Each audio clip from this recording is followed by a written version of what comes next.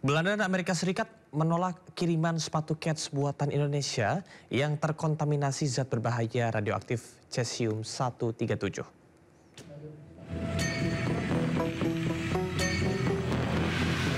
Satgas Penanganan Bahaya Radiasi Radionuklida CS137 mengonfirmasi adanya temuan radioaktif berbahaya pada sepatu yang diekspor ke Amerika Serikat.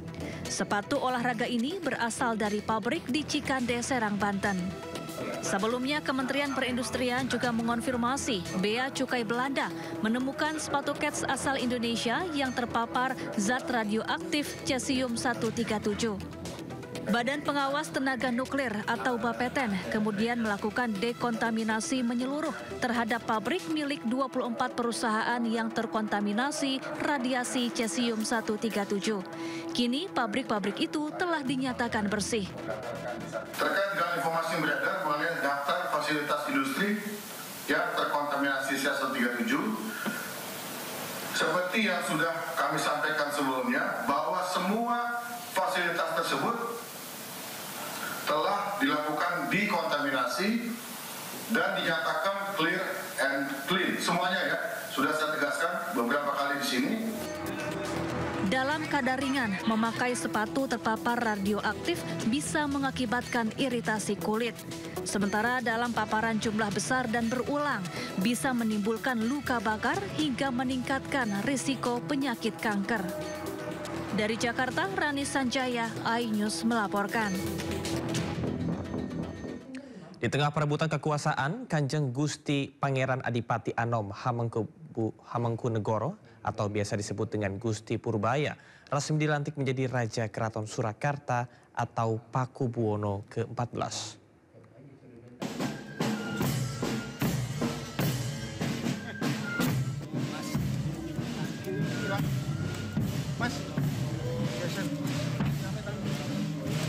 Kanjeng Gusti Pangeran Adipati Anom Hamengkubuwono atau biasa disebut Gusti Purbaya naik tahta menjadi Raja Surakarta yang baru lewat prosesi jumenengan dalem Nata Binayangkara yang berlangsung di Dalem Ageng Keraton Solo. Kanthi adhedhasar saringating agama Islam lan paugerane Keraton Surakarta hadiningrat kanthi bener becik linambaran adil para marta. Melalui upacara adat ini, putra bungsu dari mendiang Pakubuwono ke-13 mengucapkan sumpah jabatannya di Bangsal Manguntur Tangkil di Kompleks Siti Hinggil, Keraton Kasunanan Surakarta Hadiningrat. Dalam sumpahnya, ia berikrar akan menjalankan kepemimpinan berdasarkan syariat Islam dan hukum adat keraton. Dirinya juga bersumpah akan mendukung penuh Negara Kesatuan Republik Indonesia. Semua berjalan lancar, tidak ada yang menghalangi dan semoga ini menjadi momen yang baru untuk Keraton Surakarta ke depan. Intinya Sinuwun berjanji untuk membuat keraton lebih baik mengajak bersama dengan para kerabat dan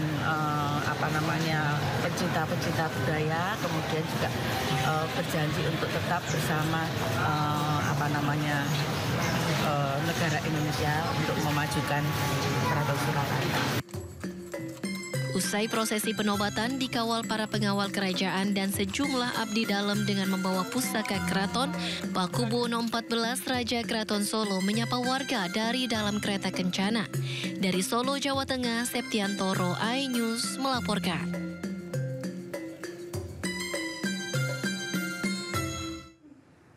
129 petugas pemadam kebakaran berjuang melawan kobaran api besar di pusat logistik mode Ilan di Shonan. Tetaplah di Sino Siang.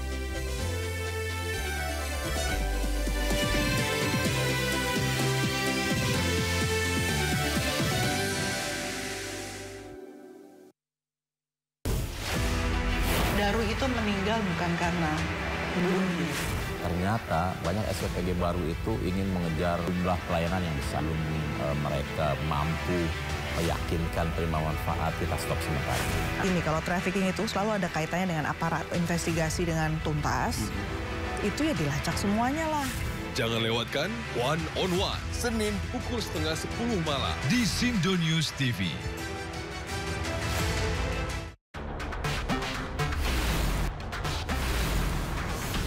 Rangkuman peristiwa di akhir pekan. Terus mengungkap praktek ratusan warga rela antipati.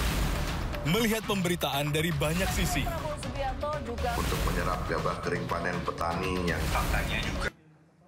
Sejumlah anggota polisi aktif tercatat masih menduduki jabatan sipil, mulai dari kepala badan, kementerian hingga lembaga anti rasuah KPK.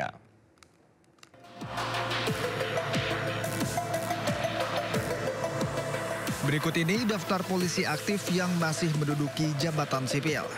Komjen Pol Setio Budianto yang menjabat sebagai Ketua Komisi Pemberantasan Korupsi KPK. Komjen Pol Rudi Herianto Adi Nugroho yang menjabat sebagai Sekjen Kementerian Kelautan dan Perikanan. Komjen Panca Putra Simanjuntak yang bertugas sebagai Sestama Lembaga Pertahanan Nasional Lemhanas.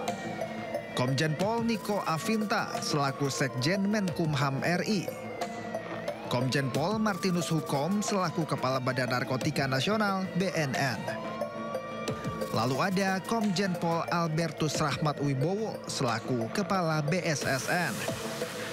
Berikutnya Komjen Pol Edi Hartono selaku Kepala Badan Nasional Penanggulangan Terorisme BNPT.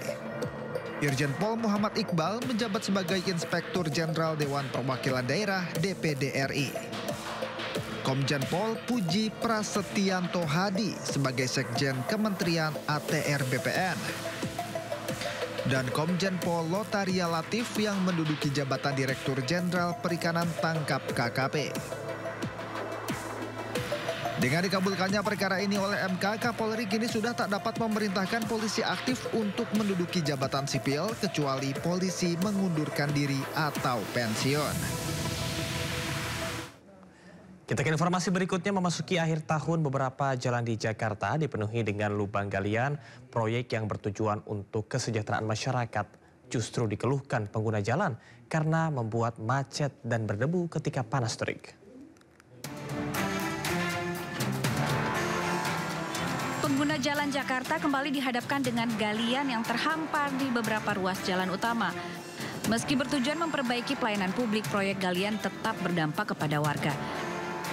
Proses pengerjaan yang masih berlangsung membuat jalanan semakin padat dan sempit. Akibatnya, kemacetan pun tak bisa dihindari. Mendekati akhir tahun, sejumlah proyek galian masih saja bikin repot pengendara. Seperti di Jalan Arjuna Selatan Kebonjeruk, di Jalan Tebet Raya dan Dr. Saharjo Jakarta Selatan. Lubang pembangunan drainase juga membuat warga Jalan Bojong Raya Kembangan Jakarta Barat untuk sementara harus mengurut dada dan lebih bersabar. Menanggapi keluhan warga, Pemprov bertekad segera menuntaskan proyek-proyek galian serupa, salah satunya melalui informasi yang jelas dan terbuka ke publik. Orang membayangkan proyek seperti ini kayaknya nggak ada apa-apa, padahal di bawah ini yang bekerja banyak sekali. Nah, itulah yang akan kami lakukan, sehingga dengan demikian komunikasi publik akan kami perbaiki dan kemudian supaya masyarakat tahu ini dilakukan untuk kepentingan masyarakat Jakarta. Saat ini masyarakat masih menanti hasil nyata dari deretan galian aktif di sepanjang jalan ini, sambil berharap pada tahun baru nanti bisa melintasi jalan baru yang lebih mulus dan juga bebas lubang. Tim Liputan iNews melaporkan.